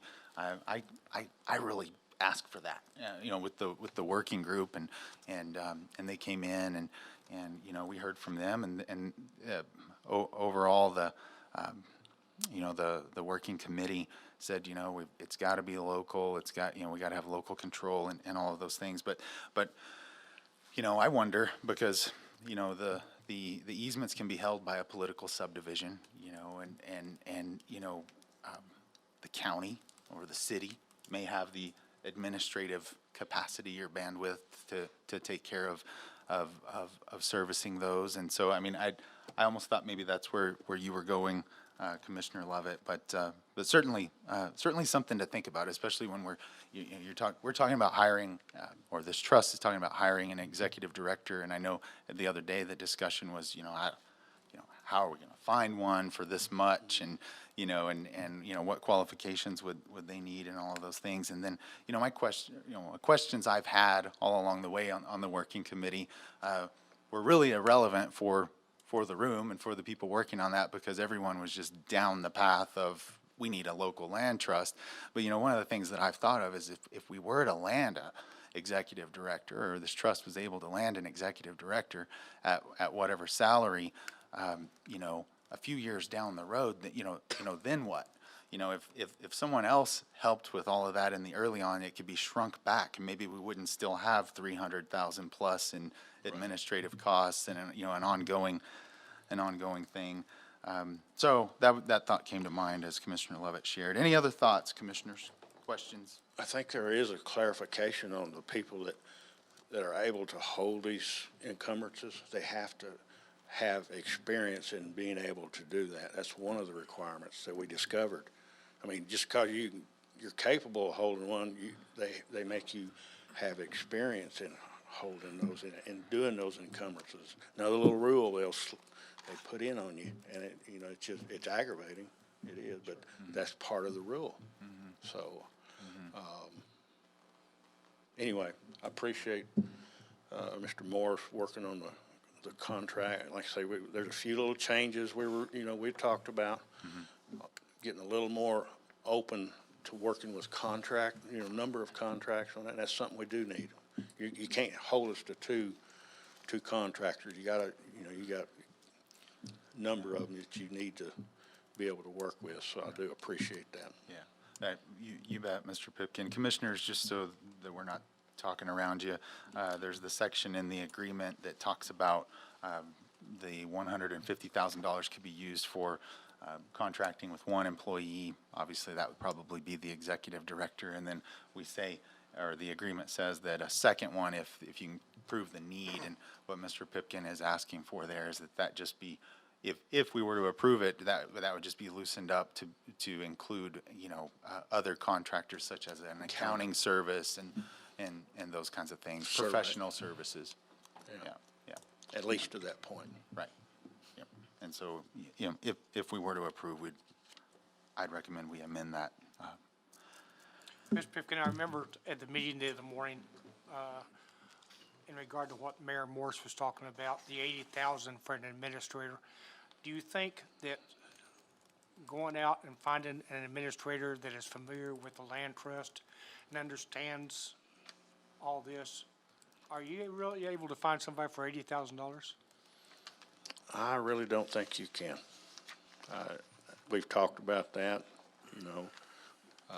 that's a contract position with no benefits. And to me, we talked about that at the meeting, and it's $100,000 a year, minimum, I think. Have you checked with other land trusts over in Texas or anything, what they pay their administrators? In the process right now, trying to find out, and trying to get somebody to come to Clovis. That'd be a challenge too, to get them to move over here, but that's not saying somebody might not be available. They could. So we're looking. Thank y'all. Wait a minute. Okay. I was going to ask you, how long do you think it's going to take you guys to incumbent all this land? And how long is it going to take for you to set up a contract with the Water Authority and with EPCOR when they start doing the pipeline from those landowners to that pipeline? Because without the Water Authority being on board with a lot of this stuff, it's not going to work. 'Cause the Water Authority needs to deliver that water, and they only have they're the only ones who can deliver it. Right.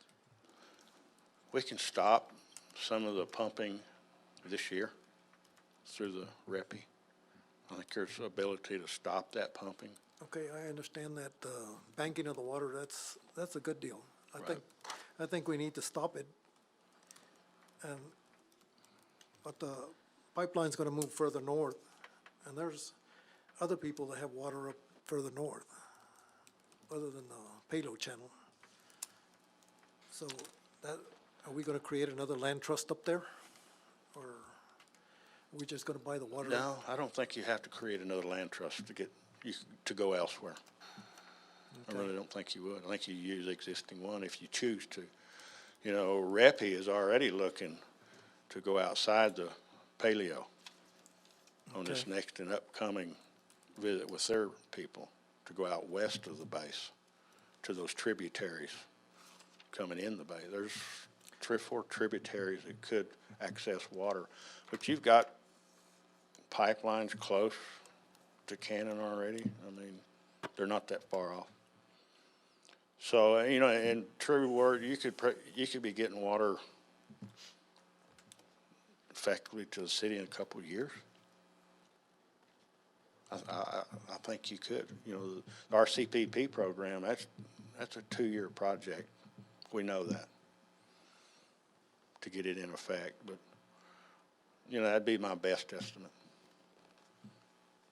Closer you get to that pipeline assembly at the cannon, I think the quicker you'll get water to the city of Clovis, to be honest. Closer than the pipeline project. I mean, it is. There's no doubt. And your idea that later on, this is gonna be self-sufficient, where they won't need the $150,000 from the city? 'Cause You know, I think that could be a definite possibility. This executive director, part of their job description is go out and raising funds, getting these funds gathered up. I think that is a possibility. You get the right person in there. It's happened in other places in the United States. They have those same features, and it could.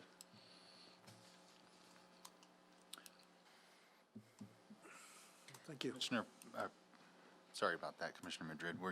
Had you get your question answered? Yeah. Okay, very good. Commissioner Paula, you had signaled you wanted to say something? Yeah, I guess I'm confused again, which happens easily. So my question then with Commissioner Madrid, so will the trust then be doing the negotiating with the city when it comes to the water getting to the city? I thought that would be on between the landowner and the EPCOR per se. I didn't think the trust would be involved in getting the water. I guess the trust would be the entity that have those rights encumbered. As far as I would think, they're the ones holding them. Mayor Pro Tem and Commissioner, I too am a little confused, but for clarification, so we're talking two different programs. We're talking the RCPP program, which are the conservation easements, which we're referring to as encumbrances. And then the other program is the RIPI dollars, which can be used to purchase water rights. So if the trust purchased the water rights, they would own the water that would then be negotiated for sale to whoever, or leased, or whatever it may be. The conservation easements, that water there would never be considered for use, because they have conservation easements on there in perpetuity. And so I don't think we want to confuse the two programs. They're two separate programs potentially being administered by one entity. And so obviously if you own the water rights, you own them. There's nothing left to be negotiated except for with a potential another end user that's going to lease or purchase those water rights from you in the future. The conservation easements, I don't think that those can be touched based off of the research that I've done. I know it's a new experiment what we're trying to do, but so there wouldn't be a negotiation for the water rights that are potentially encumbered. Is that accurate? And please, I'm trying to work my way through this as well. Yep. So I guess my confusion is if the trust owns the encumbered water rights, then if EPCOR were to negotiate them for municipal use, is the trust selling them and then the proceeds go into the trust, or the landowner still owns the encumbered rights? And so basically the landowner could encumber the water with the REPI dollars and then sell them again for municipal use. I'd have to.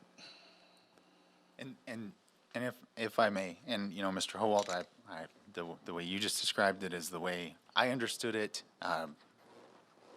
until the study session. And at the study session, we talked about encumbering water rights with REPI instead of outright purchasing. And so we went back and I looked at the language, and it says that REPI can be used for the outright purchase. And so I guess that is the question. I mean, and this is, by the way, Commissioners, one of those questions that, you know, real quick we get to the point, well, we're just going to have to wait and see. You know, Jeff Davis answered that question in an email, and he said, well, you know, that's going to depend on the agreement between the trust and the landowner. Meaning the water rights affected with REPI. Right. So if you think about the whole area, you have something in the center that's being dealt with REPI, and then you have everything around it that's being dealt with RCPP, which would be easements or encumbrances in perpetuity. And so then the question becomes, what are we doing with the water in the middle? How do we get the water out? Who owns it? And you know, are they marking it up? What's going on? So, I mean, I'm glad you brought it up, but the confusion remains because They're two separate programs. Yeah. absolutely, they're two separate programs, but the confusion about what REPI is used for remains. And I see the former mayor, David Lansford, on the edge of his seat, ready to come explain to us the answer to that question. But we asked Jeff Davis that specific question. With the REPI dollars, are you encumbering or are you outright purchasing? And his response was, we'll have to wait and see what the agreement between the landowner and the trust is. Right. And so then we're back to thinking about, you know, all of this grant money, which it's not our grant money, it's coming from the federal programs, but all of that's used to encumber, and then there's still a negotiation at some point. Who's doing the negotiation? And is the end user paying more because of this middleman? Your turn. Mr. Lansford. Mayor Pro Tem and Commissioners, I guess the first thing I want to say is a land trust or a conservancy has to be solely for a public benefit. You can't establish a trust that isn't to serve the whole general public, and that's what the purpose of this is to create a public benefit, a water supply that is needed for the future. That's as simple as it gets. And the administrative dollars that we're asking for is really like 3% of the total money that we may have access to down the road. When you're talking about Department of Defense money, we've heard that over time, as reapplications take place, we could get $20 million from Department of Defense. We could get $20 million from the U.S. Department of Agriculture through the RCPP program. They're a one-to-one match. You know, and years ago we thought, well, we're going to have to match any REPI dollars that get put up. But now we found two funding agencies that can match one another. And so all we're left with is the administrative expense. And if you think about it, it's about 3% of the money that can be deployed to conserve groundwater. Now, with regard to REPI and what it's capable of being used for, and where this we don't know comes up, is we say negotiate with farmer X, and he's got 100 acres, okay? So you find the best place for a well in that 100 acres, and you buy or you sign a long-term leasing contract with that landowner to sell his water per 1,000 gallons, let's say, or you buy those water rights outright. So it could be a leasing contract or it could be a purchase contract, and REPI can purchase water rights. REPI can also buy the easements around that. So again, 100 acres, you find 20 acres in the middle that's prime for a well and production, and the 80 acres around that, you buy conservation easements so that any wells in that 80 acres aren't drawing down the sweet spot. And so just enlarge that picture. And that's how you're trying to use REPI and RCPP together. The RCPP keeps people from pumping around the water that you either have a long-term leasing contract with or you own the water rights. All of that for a public benefit. And I want to say this too. Why are we even doing this? EPCOR is a privately owned water company. We don't own our water company. That's very unique for a municipality in New Mexico. EPCOR can't do what we're talking about doing. They can't go out and spend $20 or $40 million for water and take it out of irrigation because they have to put it to beneficial use within a short period of time. We don't. We can save it for 20 years from now. And not only that, if they go out and buy that $20 million worth of water rights and take it out of ag production and save it, they can't pass that investment on to the ratepayer. The PRC won't let them do it. And so that's why EPCOR doesn't go out there and do what we're doing, is because there's no financial recovery for them to do that. Okay? They're regulated by PRC. The city is not. The base is not. The federal government isn't. We can go out there and buy those water rights as a city. If we had $40 million, go out there and boom, buy the water rights and just wait till we need them. But EPCOR can't do that.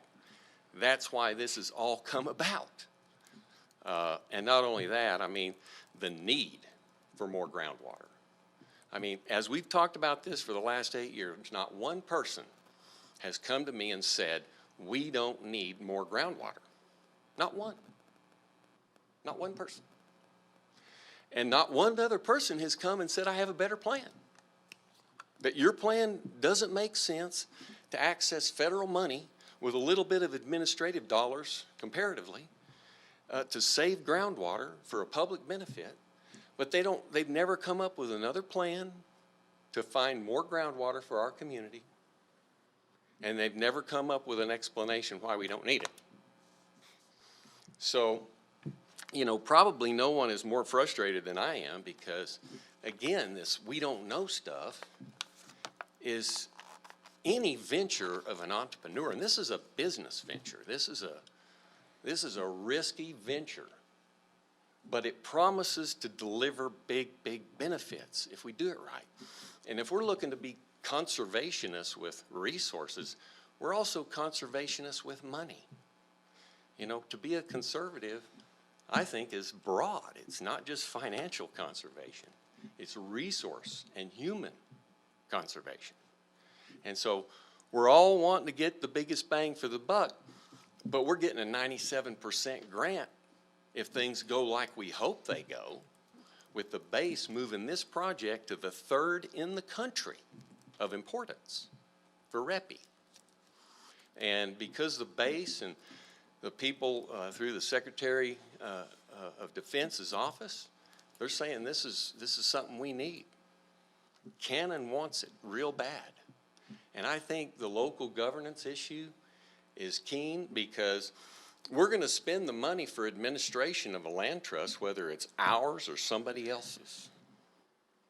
You know, I think the New Mexico Land Conservancy said, yeah, it'd probably be about $250,000 a year you'd have to pay us to do, you know, what you want to do. Well, Cannon's not going to pay that. REPI's or RCPP's not going to pay that. The local community would still have to pay it. So if you don't fund the local organization, then, you know, I guess the options are, you know, we're going to have to look for $150,000 from another funding source, or it gets farmed out to, you know, somebody else, and then they're going to ask you for money too. So to get away from the financial obligation of this, I think is, you know, you're just going to have to outright say, no, we're not supporting this effort. This effort's not going to go away. And I think, honestly, you talk about economic development here, and it's great stuff you guys are doing. But fundamentally, if we can promise people that there's water here for the next 20, 30, 40 years, we will get investors in this town. But if there's concerns about water, it's going to be harder to get investors. I think this is an optimistic venture. It's never been done. It's going to be huge, and I believe we'll be successful. We've got the state engineer behind us. He's been to several meetings by Zoom. I've visited with him in his office numerous times. He likes the local control. We know each other. We know what our needs are. I mean, this land trust isn't going to be limited to 10 irrigators. This land trust can operate multi-county, multi-state. If we need to go buy conservation easements, you know, around EPCOR's wells to prolong their life, we could do that as well. There's no limitations. And the land trust really is a public benefit. I just want to emphasize that. What you're doing by funding this is funding something that is intended to help your city long term. And I appreciate an affirmative vote. I also appreciate the 1-year limitation, because if we're not doing what we should be doing and reporting to you guys on a regular basis about our successes, then we don't deserve it. But I feel certain with the other 6 board members, we've got some really dedicated people that are going to figure out this roadmap. And the reason why there's so many unanswered questions is because nobody's ever done it before. But, you know, we're accountable to you. If we screw up, we're done. Okay?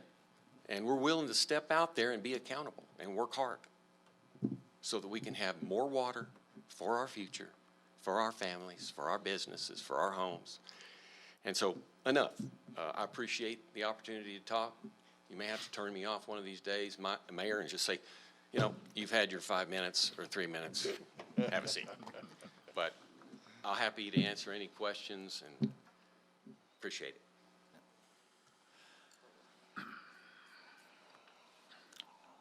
Thank you for that, Mayor, Mr. Lansford. Appreciate that.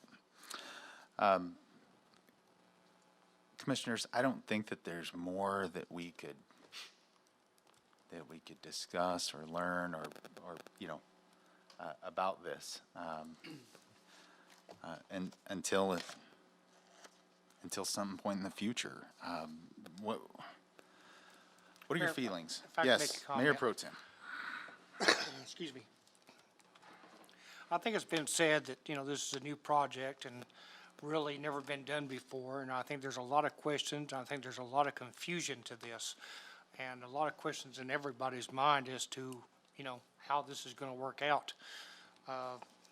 You know, they're asking for $150,000, up to $150,000 for 1 year, with the possibility of renewing the contract for another 2 years.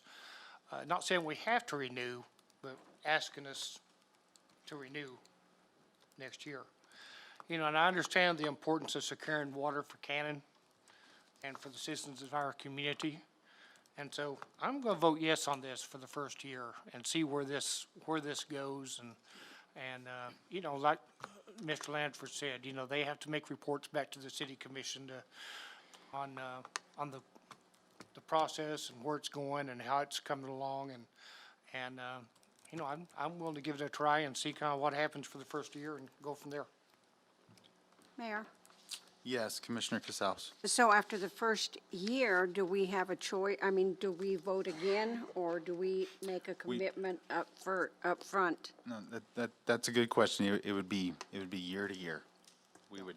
Says the city may renew this contract for 2 additional 1-year periods at its sole option.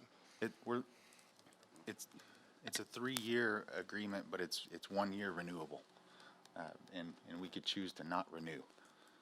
Mayor, if I may. Yeah.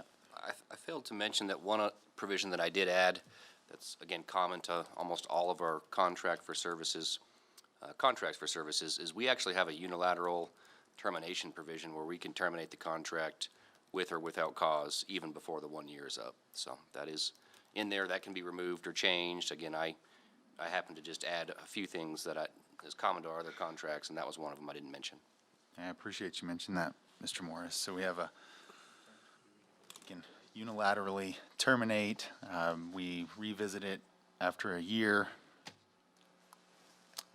What other questions do we have? You know, Mayor, I kind Yes. of agree with Mayor Pro Tem Bryant. 1 year, if we go ahead and go 1 year and they don't live up to the contract, then we terminate.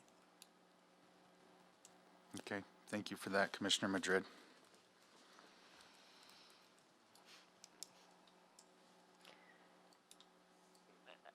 Mayor, if I may. Yes, Commissioner Paula. There are several things that were said tonight that I absolutely agree with. I think this is extraordinarily exciting to be able to retire water, and I think the money is something that is also an amazing amount of money that the city is not having to come up with. But there are 2 things that, Mr. Lansford said that their main goal is to be conservationists with money. And Mr. Pipkin also said that his main goal is to have money on the ground. And I like both of those issues. However, I'm still struggling with the idea of having kind of an expensive middleman going against both of those statements. When there is possibly local organizations here in town, and correct me if I'm wrong, but the city can handle the funds, the county could handle the funds, the water authority could handle the funds, correct? I believe the answer to that question is yes, that is correct. And I'm struggling with the idea of creating a perpetual trust that will possibly cost $300,000 in perpetuity when, once the contracts are made with these 8 to 10 landowners, why are we still going to be spending $300,000 a year forever? That's what I'm struggling with. Mayor Pro Tem and Commissioner Paula, the city, the county, the water authority, even the soil conservation district, because they're a political subdivision, can hold conservation easements. So like you said, if we get 2 or 3 years down the road and we've bought all the easements and secured all the areas that we want to secure, the trust could hand all those easements off to the city or the county or the soil conservation district and dissolve the trust once it's done its task. Or if it's successful in continuing to raise money from major corporations or, you know, other sources of income, you know, they may have a purpose to continue functioning. But again, we can, if we get 1 or 2 easements and the trust is no longer successful, the trust can dissolve and those easements can be held by the city or the county in perpetuity. So they can be transferred. Easements can be transferred from political subdivision to political subdivision. Did that answer your question? Yes, thank you. Thank you. Thank you for that explanation. Commissioners? Are we getting to the place where we're going to have a motion, or do we have more debate?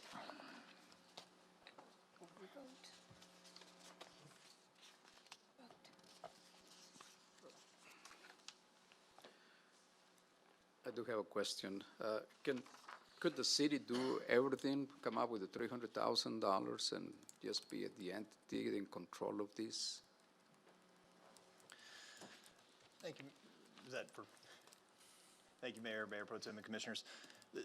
The city of Clovis could do this theoretically at the cost of $300,000. Looking over their budget, some of those costs we don't have from an operational expenses because we already have those within our budget. I mean, office space, computers. I mean, all that stuff the city of Clovis does already have. Would I do it with the staff we currently have? No. I think that we would have to hire additional employees or an additional employee to run the project itself.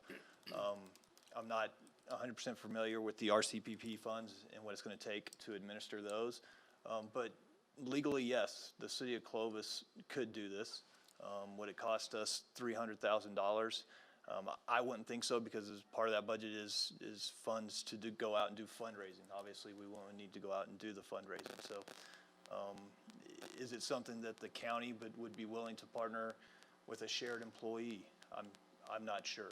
We haven't ever discussed that with them to help reduce those costs. So, but could we do it? I think that we could on face. Thanks for that answer. Commissioner Garza, did that answer your question? Do you have more? Well, the reason I asked the question is I think Commissioner Madrid had a concern last time we talked about this, and with the county always pulling out of contracts or deals. So that's my concern. Okay, thank you for that, Mr. Lansford. I'm sorry. I mean, this issue is no, just way too important to not absolutely. give it, you know, full vetting. And I appreciate Commissioner Garza's question. Historically, and, you know, I probably know this as well as, you know, Mayor Pro Tem Bryant, that the city and the county have not always been able to jive on what we think is best for the community. But this is a great opportunity for the two jurisdictions to finally work together on something of paramount importance, okay? All other political issues aside, water supply to me is not a political issue. It's the most apolitical issue there is. And so if the city and the county can't work together on this issue, we're never gonna be able to work together on anything, in my opinion. So I feel like the county voted 5-0 to support this. Quite frankly, I want to work with the county and the city. I've always wanted to do that. It's been difficult. But I think we're past the tax increases that have caused problems in the past and the jail contract that's caused problems in the past. And we can focus on economic growth for our community and securing a water supply that guarantees that. And so, anyway, thanks again. Yeah, thanks for that. Commissioner Garza, what are your, what's the rest of that thought that you had when you were asked if the city could do this? Well, again, I think if we could do it, then I wanted to have more control over this than having somebody else in it. But having said that, there's a motion, and I would second the motion. We don't have a motion. No, there's no motion. I will make a motion. He he stated that he was going to support it. I said I was gonna support. Well, I thought that was a motion. If you support something, that means. But I'll make a motion to approve this contract for 1 year up to $150,000. A second.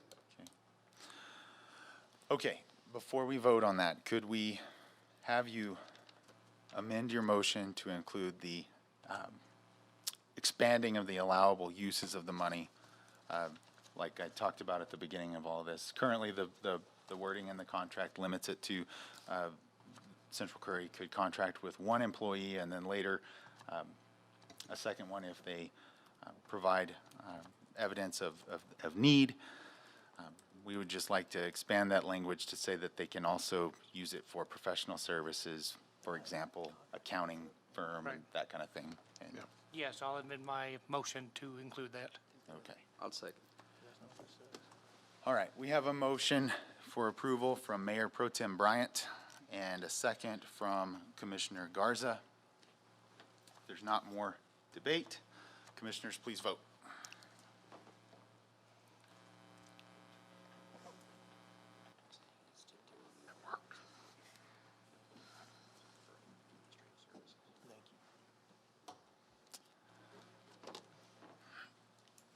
Your first time, Mayor. Yes. So by a vote of 5 in favor and 4 opposed, the motion is carried.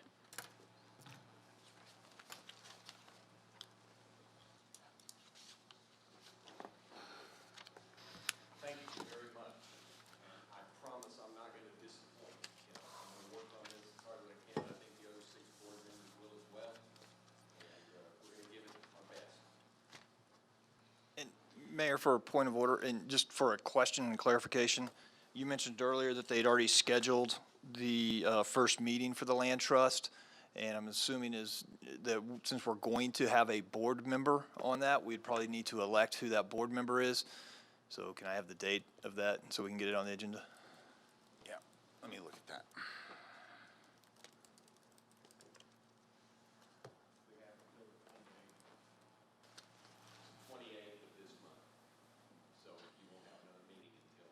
August. We could maybe do it at we're going to have a special commission meeting for the final budget, so we'll also include that for the special commission meeting. Okay, thanks for that.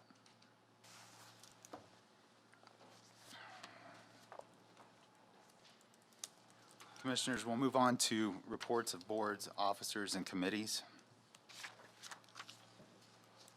We have several committees and board meetings that have taken place since we last met, so let's briefly report on each of these. I'll take the Civil Aviation Board meeting that took place on July 6th. I sat on that board. There was really no action items, but we did get a lot of updates from the airport director. And as you know, there's a lot of wonderful things going on with our airport. A couple of things worth noting.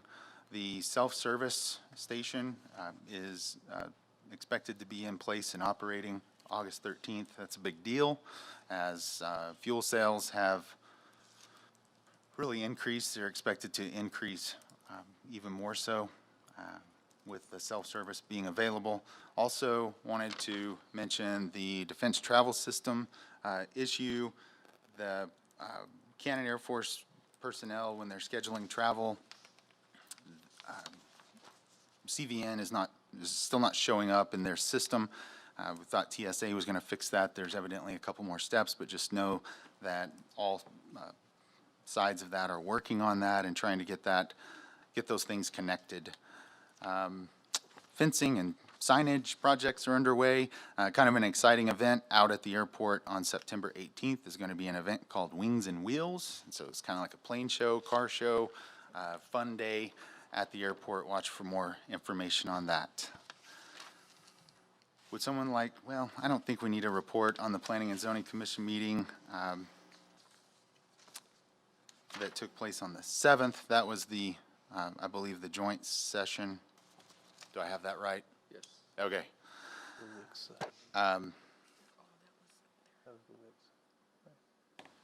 Sure. I think this Parks and Recreation Beautification, I think it was changed to the 24th, wasn't it? Right now, We're not quite there yet. We're still in reports, Commissioner. Okay, sorry. Yeah. Commissioner Garza, would you like to report on planning and zoning? There's been a couple of meetings that have taken place. Is there anything you would share? Everything related to the dispensaries and ordinance, so we already approved that or introduced that. I'm on the lodger's tax, so we did have 5 requests, one from the Desert Cruisers Car Club. They're going to have an event on September 10th and 11th. The barrel racing, September 18 and 19, so we are going to have a bunch of activities going on. Chamber of Commerce request for advertising program. Another one for the event coordinator. And another interesting, Salvation Army is having a centennial celebration, September 17 and 18 also. So that's going to be a big deal, a big celebration with a parade, a couple of bands, the Salvation Army Band and the Clovis High School Band. Thank you, Commissioner Garza. I appreciate you going ahead and covering lodger's tax as well. The Finance Committee met yesterday, and it was a brief meeting, and much of it will be covered in Ms. Melanson's report here in a few minutes. So I'll let her take care of that. I'll report briefly on Eastern New Mexico Water Utility Authority. We had a board meeting today, which was a little bit out of cycle. We had to move that meeting because of travel to Washington, D.C. next week. But the Water Utility Authority has 5 projects at various stages. We today approved the final budget, which is upwards of $40 million, and that's double what it was last year. There's a tremendous amount of momentum and positive things happening, and there's a lot of hope with some of the infrastructure bills that are being discussed at the federal level, and so we're excited about seeing more funding coming in and advancing that project. And I watched the reservoir levels, and the reservoir is at about what it was last year this time. The reservoir is in as good a shape as any in the state, and there is just a positive outlook all around as the Water Utility Authority is concerned. So, Ms. Melanson, monthly investment report. Thank you, Mayor, Mayor Pro Tem, and Commissioners. I will keep it very short. End of the year, June 30th, we started with 47.5 million, ended at 46.2.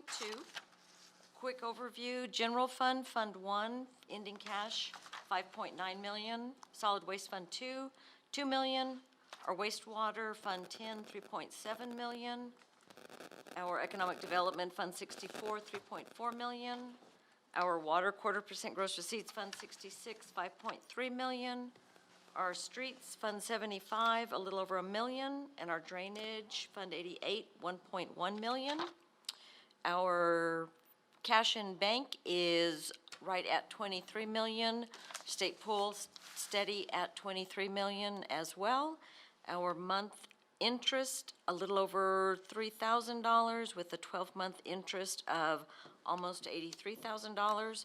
State pool dropped again down to 0.0061.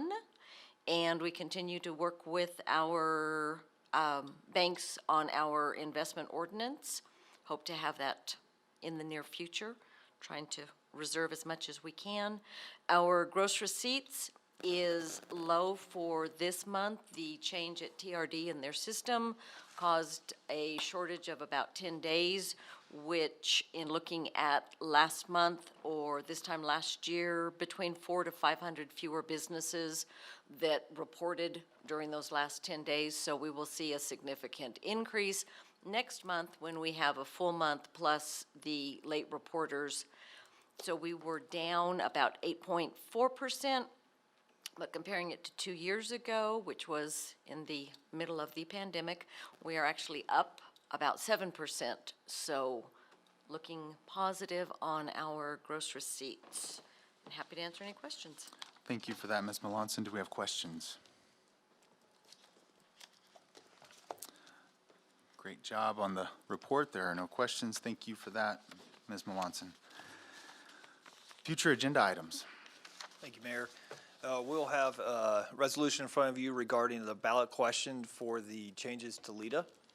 We're also going to have consideration for our per diem. The city of Clovis does not reflect what the state does, and so we're trying to align our mileage and per diem rules to reflect what the state currently has.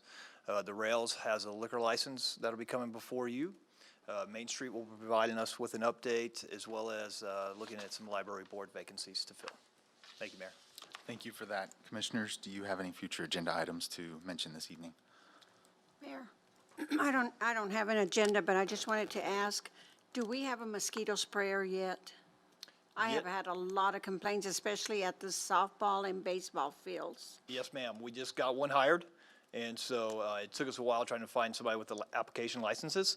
And so we do have an employee getting them geared up to begin with us here as soon as we get them through the hiring process. Good, and I know the weeds have been an issue, so I know the city is probably attacking that, especially the intersections and, for example, Cameo and Grand, you have to actually pull out to the street before you can see who's if a car's coming, because the weeds are 5 feet tall on that area. Thank you, Commissioner. I know that our Parks and Recs department has been out trying to mow everything that they've had severely going. Our mowing contractor has been working tirelessly on the city-owned properties that they maintain. But I'd also encourage all of our citizens to make sure that they're being responsible for their properties as well, and to get those most trimmed back. definitely. Absolutely. Thank you. If there aren't other future agenda items to discuss, we'll move on. Announcement of date, time, and place of board and city commission meetings. Got several here. I'll read through them as quickly as possible. Commissioners, Parks and Recreation Beautification Committee meets at 5:30 on July 27th, I understand. That meeting is going to be at Potter Park. It says here Potter Park / North Annex. So I'm sure that the Parks and Rec Committee understands where they're meeting. Clovis-Carver Library Board meets at 5:30 p.m. on Monday, July 26th, here in the North Annex. Public Works at 8:30 a.m. Wednesday, July 28th, here in the North Annex. Senior Services Committee will meet at 3 p.m. on Thursday, July 29th, here in this room. Mentioned earlier, but please make note, Neighborhood Watch Town Hall will be at 6 p.m. on Monday, August 2nd. That'll be held here in this room. We're looking forward to that. Failed to mention it earlier when I brought this up. I wanted to thank Chief Ford for his leadership in organizing that, and we're excited about the good that will come from that program. Thank you, Chief Ford. Civil Aviation Board will meet at 5:30 p.m. on Tuesday, August 3rd, here in the North Annex, and the next City Commission meeting is at 5:15 p.m. on Thursday, August 5th. We are adjourned.